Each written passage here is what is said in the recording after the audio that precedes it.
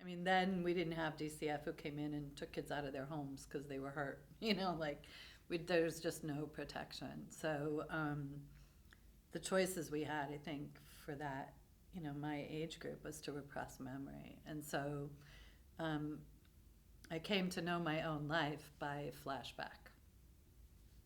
Um, I had no memory of my childhood. I thought that was normal. I thought children just didn't remember. So in my 20s, I started to recall through flashbacks what had happened. First, um, having a sense about what was happening, but not knowing who. And then later, the who came, who I was being abused by, and it was both of my adoptive parents and others. And I was in a relationship at that time, which was triggered the flashbacks. And eventually, I became really depressed and suicidal. And I took to bed for 7 months. And I had 2 children. And so my partner at the time took over the care of the home and the 2 kids. And eventually he left. He said, I didn't know what to do for you. I couldn't help you. So that was in my early 20s. And I ended up suppressing all of that all over again for another 2 decades. Because I lost the man that I loved as a result of the abuse. And, having challenges like handling it. I was in therapy. I would get up, put on my sweatpants, and go to therapy once a week and come home and go back to bed. So, he had been participating in the treatment as well, but the therapist, she didn't really know better, released him from treatment and just worked with me, sacrificing the relationship. So when I became a therapist, I committed I would never do that. That people's primary relationships are critical, especially to recovery. So it was another 20 years before it started to come up again. I functioned on top of everything. And when it surfaced again, if you believe what Dr. Christiane Northrup says, as you enter menopause as a woman, any unhealed trauma will show up again. So I think that might have been partly what triggered it. So it started to come up again. And it was worse than before, which makes sense. Like the easier stuff comes up first, and then the more difficult stuff comes up later. So there's some really difficult stuff that started coming up. So I found my way into treatment again with, fortunately,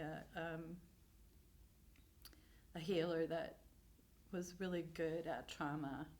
But it was really painful, really painful. It's like when you separate out what you felt, what you thought, and the emotions and physical sensation, and you travel back through the experience to surface it, to heal it and release it. We didn't do it on purpose. It was just bubbling up on its own. You feel all of it all over again. So it was a pretty tough 6 years of intensive treatment in that way. So what I realized was I was abused for 15 years, and then I self-abused for twice that long after. I don't have an answer for that. I think it's just we're conditioned, So, there's a whole list of correlates with sexual abuse, like obesity, promiscuity, addiction, underemployment, difficulty in relationships, right? So you go down the whole list. You can check me off all the correlations. So for probably 30 years, I drank. To cope. I don't know how I would have gotten by without it. But once I started working on the trauma and healing the trauma, the addictions went away. They just go away because you just not. I guess I was in a place where where I was beginning to achieve enough recovery and enough healing and coping that I didn't need that to cope or function in my day-to-day life, but it also started to be consciously something that I would do that wasn't loving. So if I had to explain it, I don't know if I can explain it, but all those things that I did to hurt myself, that were really an attempt to help myself, started to just fall away when the trauma was healed and healing. Then about, it's just getting towards the end of the treatment when I was really, I felt like I was starting to get free. I felt like the scenes in the movies where the guy's released from prison, and he's been in solitary in a dark cell his whole life, and you see him like walking out the door and they hand him his little suitcase and there you go, I felt like I was kind of in this place of like, the sun is up, like I can breathe, like I was free. And my son died.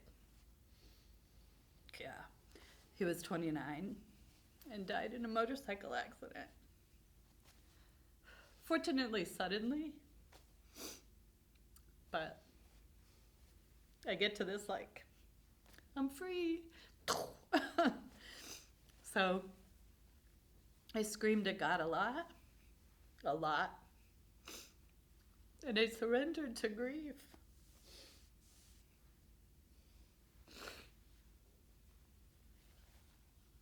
Yeah. There was a lot of grief in the trauma work. Grieving a childhood I never had, grieving the loss of memory of my own life, grieving raising my children in that shadow.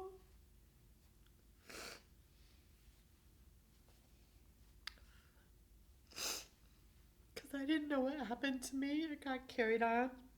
It happened to my daughter. I didn't know. So anyway, I was really pretty pissed at God.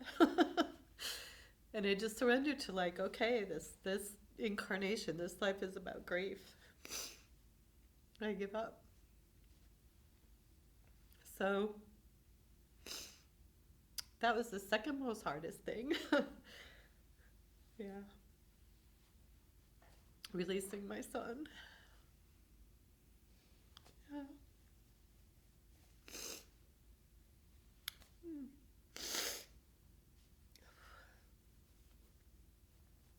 What were some of the darker times that you found yourself in? Maybe where you were without hope, without light? Oh, jeez. I remember just when the memories started to come up, having a really difficult time coping with what I was learning had happened to me. And I remember like one day, like sitting on the couch all day because I was afraid to get up, because I was afraid that I would kill myself. So I just sat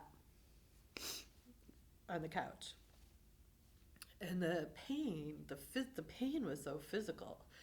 It felt like, and I can still remember, like tennis balls being like shoved up my esophagus, just like one after another, slow travel up and out, it was so excruciatingly painful.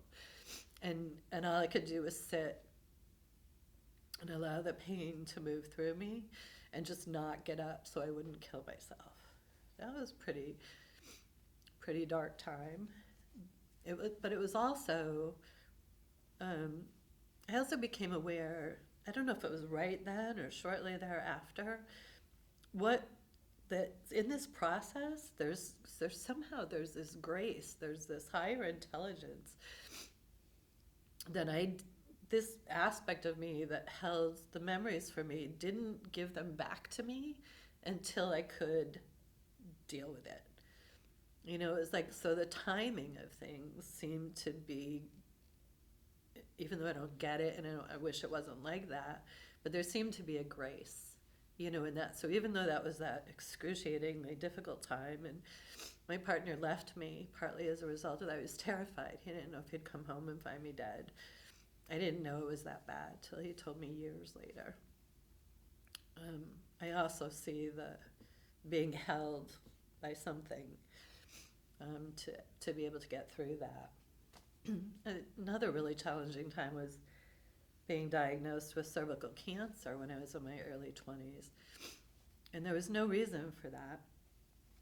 And nobody could explain why I would have cervical cancer, but one of the causes is frequent trauma to the cervix. So I correlate that to the repeated rapes that I experienced as a child from age 4 and up. And so that was scary, and I didn't know the correlation at the time. Do you have, after going through therapy and through healing and uncovering some of these memories, have you gotten to a place in peeling away some of those layers where you can recall being present in your body during some of those experiences and what you were feeling?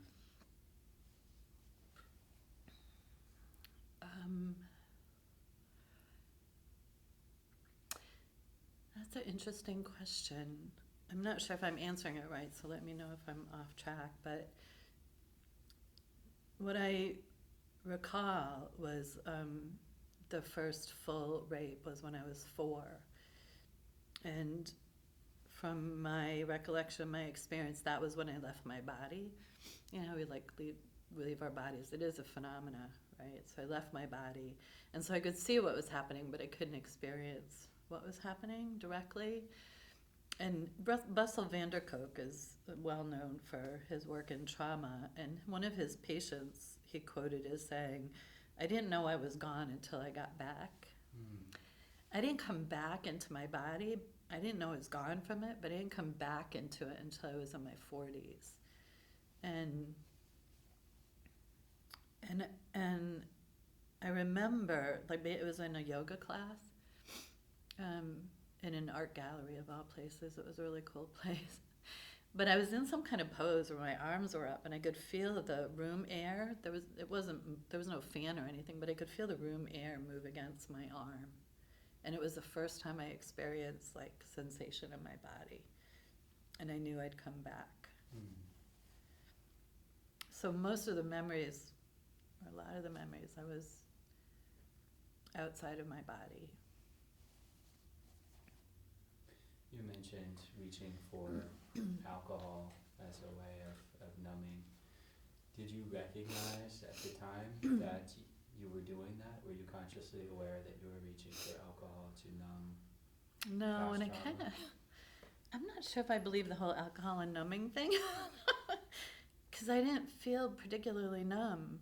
A lot of stuff was still coming through. I was fed alcohol when I was 11, by my parents and my mother particularly. And so it was just kind of a part, of my life kind of thing. But I was going to school full time. I was working full time. I was divorced. I had 2 kids. I had a relationship. And in order to, function, I would come home, put the kids to bed, sit down with a jug of wine and my homework. And then when I passed out, it was time for bed, and I'd start again, so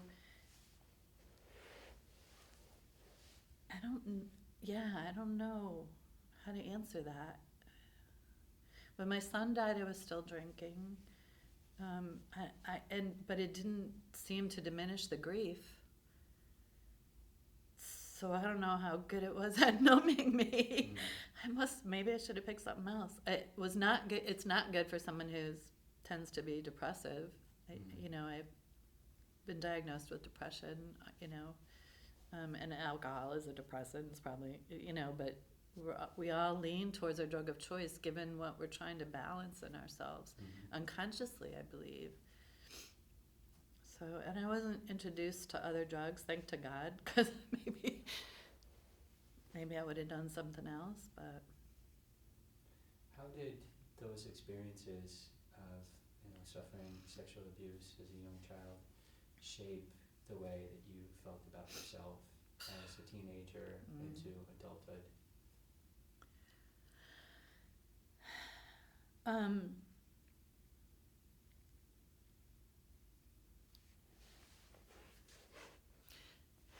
guess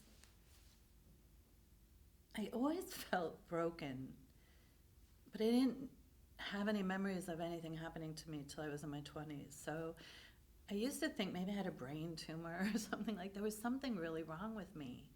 And in high school, we had this term FUBAR, and I heard it's like a military thing, but in high school it was FUBAR, fucked up beyond all recognition. So I always felt that was who I was. I was just broken. You know, I was just permanently broken and damaged. And then when I began to remember, you know, what had happened and my partner left, and I really, yeah, I believed I was broken, like, and, you know, not capable of repair. A lot of people feel like that. A lot of survivors do, for sure. It's not true. That's how we feel. What is your relationship, or what was your relationship like with your adopted parents? Well, until I knew what happened, it was okay. I don't know if you remember or saw the movie Precious. Yeah, so I watched that movie finally. It took me a long time to watch it, but I watched it twice. And the second time, alongside what happened to her, I wrote what was parallel in my life. And it was almost exactly the same in terms of events or incidents, including a pregnancy by my father. But she was poor, and people knew what was happening to her, and there was a community. And in my middle-class family, it was complete isolation. So there was no knowing, there was no support. It was well guarded, it was protected, nobody knew. Dad was a deacon at the church, you know, like all this stuff. So life looked okay on the outside. So I'm like, what? You know, like inside, like a teenager, I guess always feels a little kind of weird and screwed up. But I had this reality that everybody else saw that didn't match what was going on inside of me. And I used to take to the streets. Like, and one of my therapists said to me, it says a lot about your childhood that the safest place for you is on the street. So even in like a white middle class family, so my relationship with them was okay until I began to remember what happened, and it unfortunately was disclosed to them or said to them, not from me. So there was a flat denial or refusal. You know, nothing happened. You made that up. It's not, you know, true, kind of thing. So we've had nowhere to go in that relationship. I was adopted. They adopted another boy, and then they had a child on their own. That boy just died in December. He was 52. And so I did go to the funeral and saw them. They're civil, you know, we're civil, but there's no truth. There's no way to connect. It's really hard for me to find that place. I'd like to be able to find a place, but I haven't been able to. Yeah. Have you been able to make peace with the fact that they are not acknowledging what happened, they're not apologizing for it, they're not taking responsibility for it, and release yourself from that Yeah. prison? That was really hard, and because up until my brother died, I was still pretty pissed at him, and I couldn't find a way to let go of that. But, and you know how they say if somebody has crossed you or wronged you, to imagine them in their innocence, imagine them in their childhood, right? Well, I have all these spiritual practices. I know all this stuff, but I could not do it with my parents. Well, when my brother died, who is the one who molested my daughter? Their son, right? When he died at 52, his wife found him dead on the couch in the morning, I immediately began to see him only in his innocence. I saw him as a child. And he was a dorky, like, for one of the first ADHD kids, you know. And that's all I saw him as. And I remember thinking, initially, it's a good thing I'm not giving the eulogy, because all I could see was Tom molested my daughter. That's all he was to me. At the beginning and the end of his life, I'd have to dig really hard to find out something more. But yeah, I saw him in his innocence, and then going to the funeral and seeing other people perceive him in a different way fleshed out a wholeness in him that I hadn't seen before. And there's a gentleman who wrote a book called Just Mercy, who goes back, he's in Alabama, and he goes back to try to get men who are on death row retried and off, most who haven't committed the crimes they've been convicted of. But one of the quotes from him is, "We are not the worst thing we've ever done." So I began to see that for my brother, and that immediately translated to my parents. So the answer to that now is yes. In December, the answer would have been no. So all of a sudden, I've really been able to release my expectation that they be any different, or I know that they could only pass on to me their unconsciousness and their program, right? I know that, but I wasn't able to let go. Now I've been able to let go. So that was the gift in his death. And you mentioned losing your son sort of at a moment where you felt released and free, and like your wings were sort of just beginning to spread, and that experience came crashing down upon you. How did you begin to work through that grief in itself? You know, that's a beautiful story too. I was working in hospice at the time.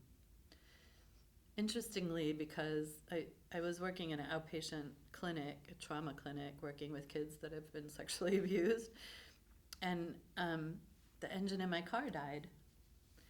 And I had to pay the $7,000 off on the car and then buy another car, so I had to get a second job. And I ended up in hospice as my second job. And I can't even tell you how. And 7 months later, my son died.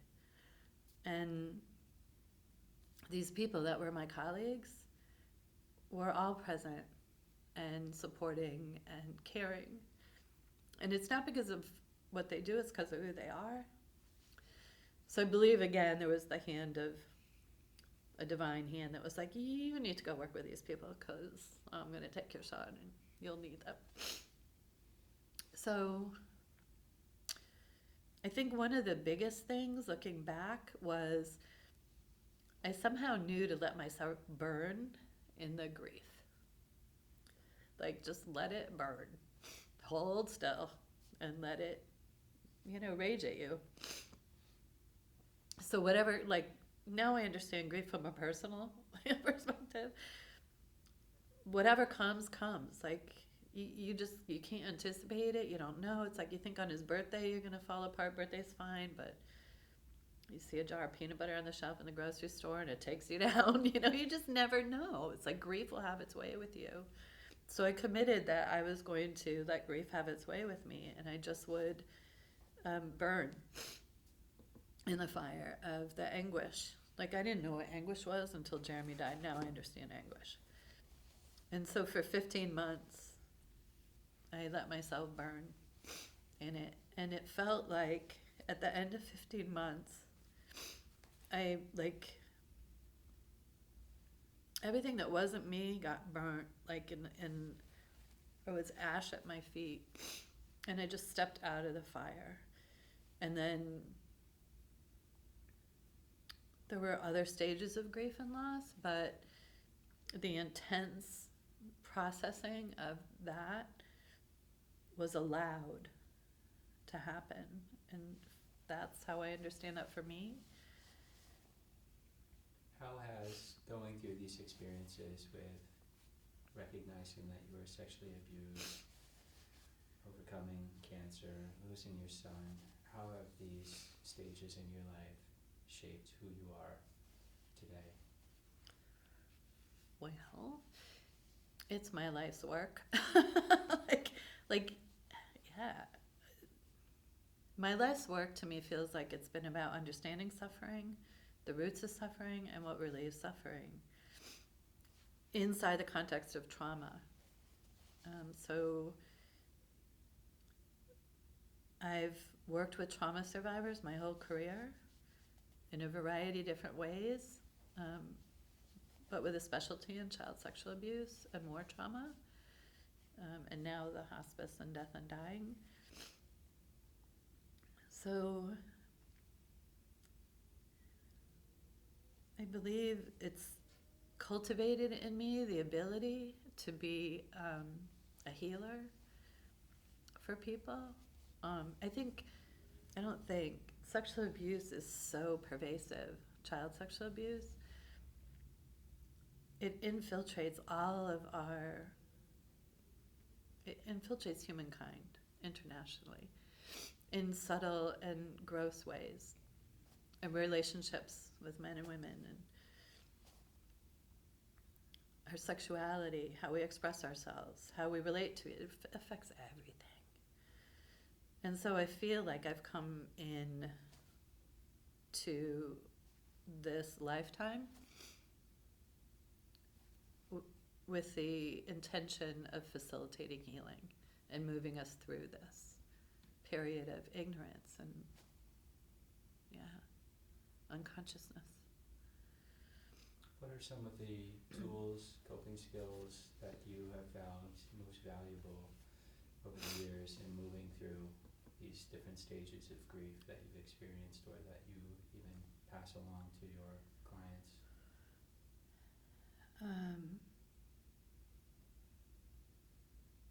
I guess it depends on the stage, but I guess one thing is to appreciate that whatever it is that we're experiencing is normal, given what our story is and what we've experienced. And not to make ourselves bad or wrong. And even if we don't understand what's happening or why it's happening the way it is, to appreciate that it's some aspect of our being that's trying to awaken and heal us. So I guess it's how we think about what's going on. Most recently, it's been doing anything that I can do to activate my parasympathetic nervous system to be in the calm. So I advise people often to use the technique stop, just like stop and breathe, because it lets us know, lets our mind know everything's okay. It resets the nervous system and lets us relax, so that we're not in that period of fight flight all the time, and we're not in that anxious place and stressed all the time.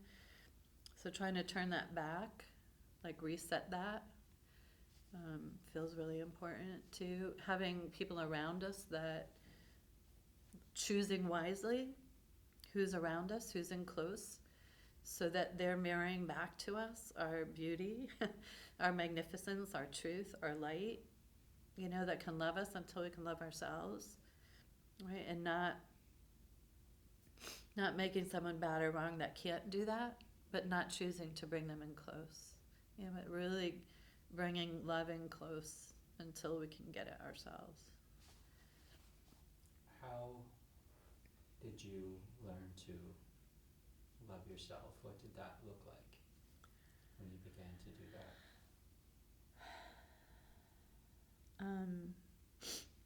You know what? Truth be told, I think it's only been in the last year.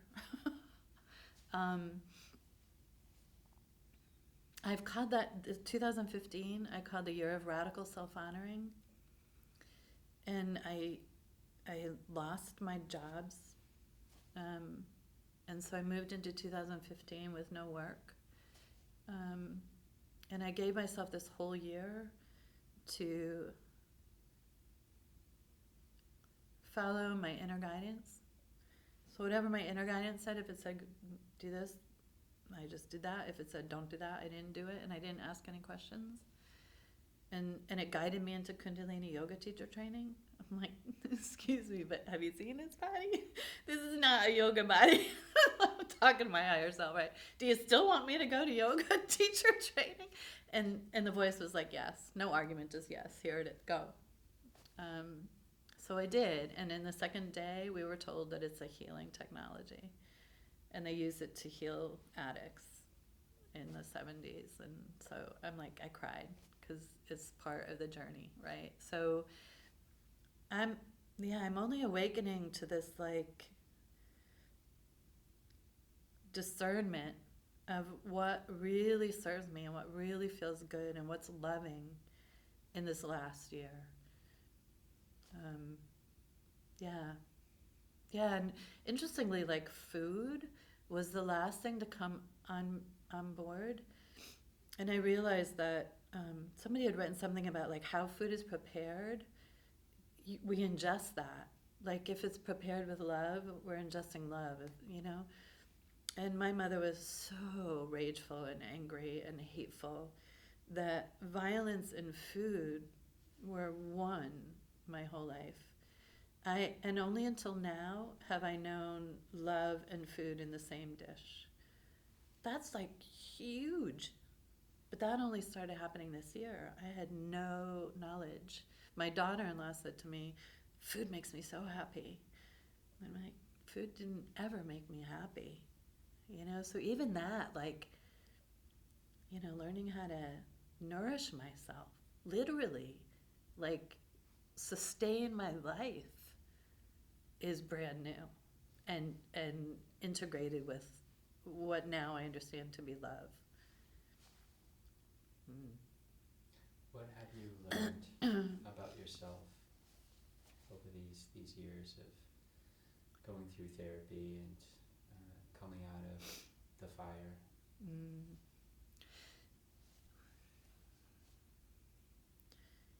The analogy that I use in talking with the kids that I treat that have experienced trauma or anybody is like my perception that we're all like light bulbs. And over time, mud gets caked on the light bulb, and sometimes to the point where it obscures the light entirely, and we think there is no light. And so my work is to help slough off the mud so that we can remember who we are. And so when I'm working with people, I see the truth of who they are, regardless of what their behavior looks like. They may be violent, they may be whatever. But that's not what I see when I look in their eyes. I see them and I reflect it back to them until they can see themselves. And that stuff just falls away. And so what it's taught me about myself is I was never broken. I'm not FUBAR. I never was. It was a belief I adopted about myself. I've always been light. I've always been whole. I've always been divine. I forgot. It's just that I forgot. So it's a process of remembering, waking up to who we are. I'm so grateful that I've been able to.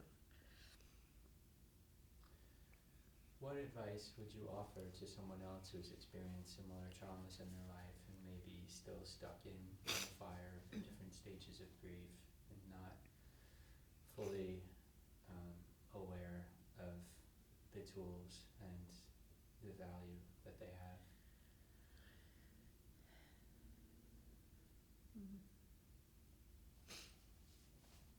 Can you ask that again? Yeah. What advice would you offer to someone else who can relate to some of the traumas that you've experienced? Perhaps they're somewhere in a different stage of grief, Right. And working through the process or not confronting it at all. I guess if I had an opportunity to speak with them, to have them honor whatever it is that they're experiencing.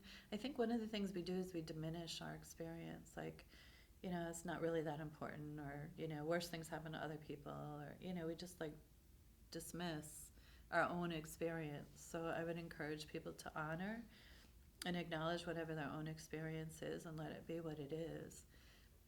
But if they're suffering, if it's causing them suffering, to seek out people who will help love them and support them and help them understand.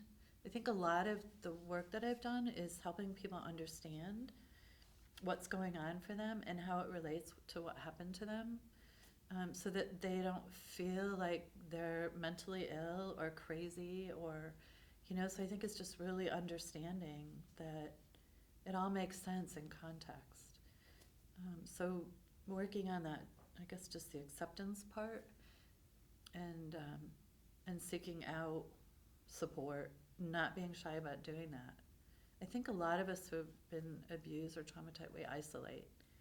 And that was a really big part of my recovery, is my therapist created community and required me to find access to it and use it. So I had to crawl out of my cave, and that was part of the healing.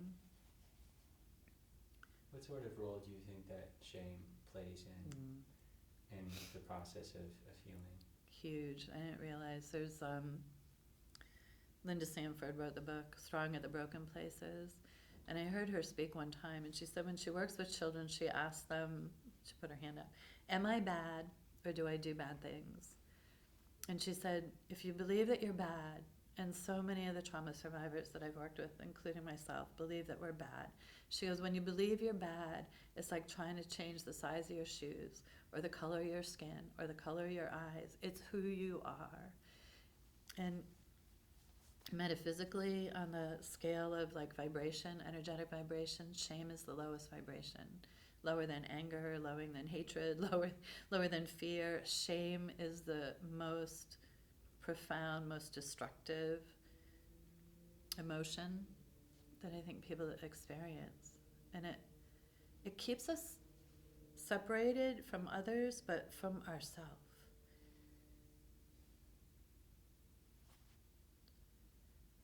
Yeah. How important do you think a willingness to be vulnerable is in part of the healing process? Is it possible to recover from a traumatic experience without passing through vulnerability? Vulnerability in terms of being willing to risk truth, being truthful and open and honest. Yeah. My experience has been when people are not able to be honest, it's because they're not able to be honest with themselves. So it's not that they're being dishonest with me, it's that they can't self-reveal to themselves. I also believe that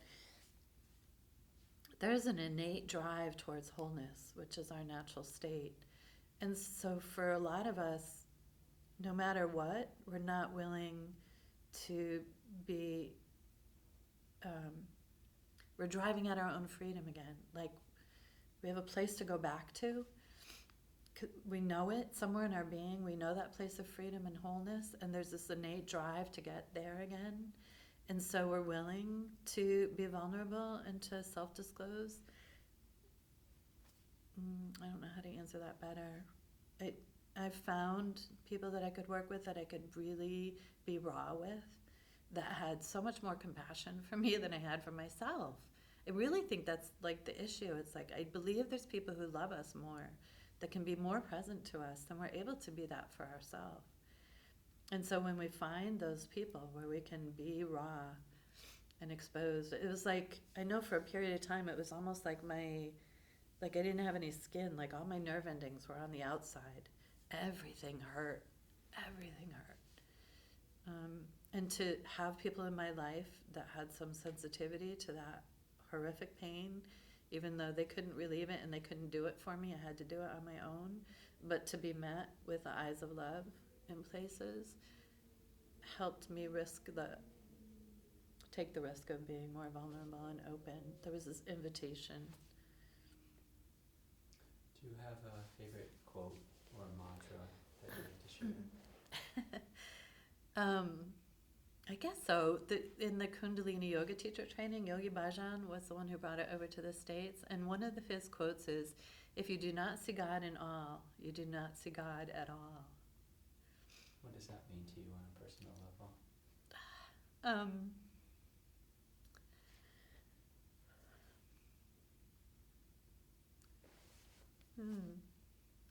It's a powerful little quote for a few words for me. What it means is that I believe that we're all divine. That's our nature. And even my perpetrator, right? Even the people that have hurt us are divine beings trying to find their way home again. So I aspire to see the divinity well enough in myself that I can then automatically see it in all beings.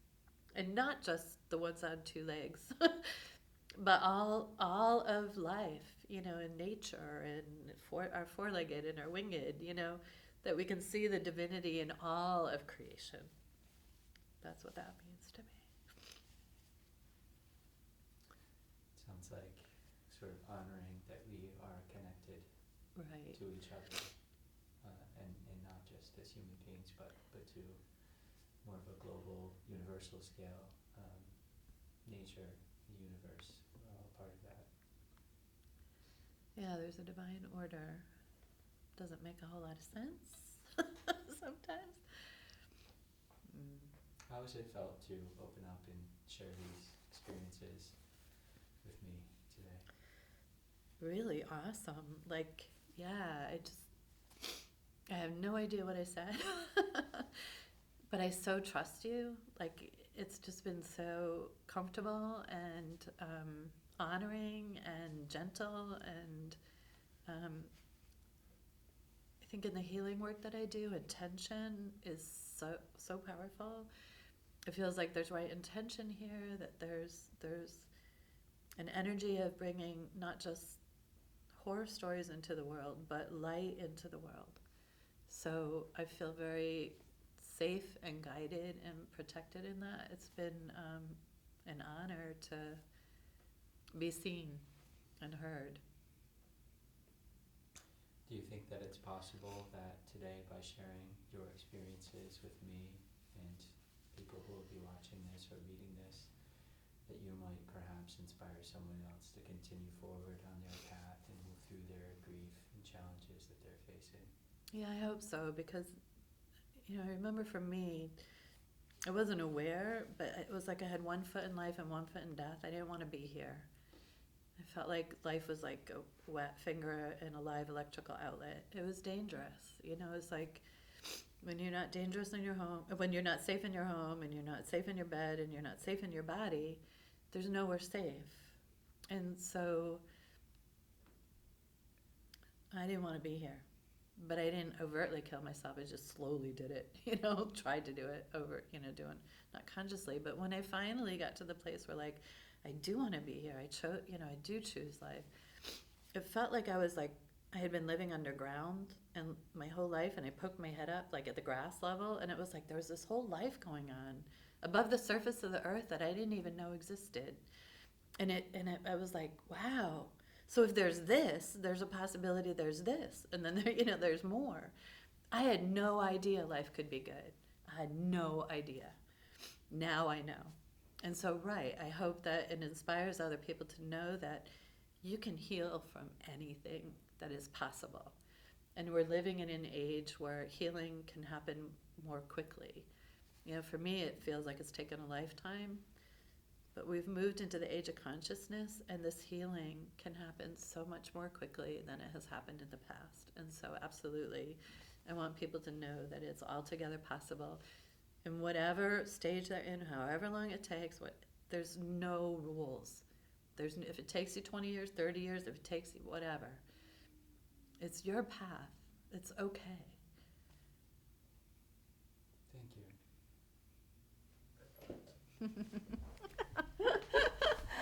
You need to not cry when people are